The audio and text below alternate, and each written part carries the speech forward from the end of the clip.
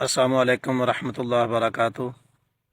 پیارے دوستو، سفر معراج میں جب حضور علیہ الصلاۃ والسلام اللہ تبارک و تعالیٰ کی بارگاہ میں تشریف لے کے گئے نا، تو وہاں پہ دوزخ کے اندر حضور صلی اللہ علیہ وآلہ وسلم فرماتے ہیں کہ میں نے ایک ایسا گروہ بھی دیکھا کہ جو حلال اور خوشبودار بھنا ہوا گوشت اس کو چھوڑ کر بدبودار اور سڑا ہوا گوشت، جلا ہوا گوشت، اس کو وہ کھا رہے تھے۔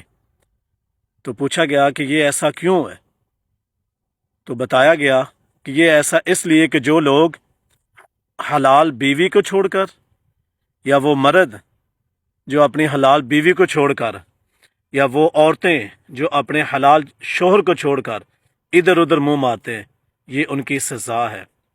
تو دوستو، بڑے ہی پیار سے آپ سے گزارش ہے کہ ہمیں یہ جو جنسی بے راہ روی ہے نا، اس سے بچنا چاہیے۔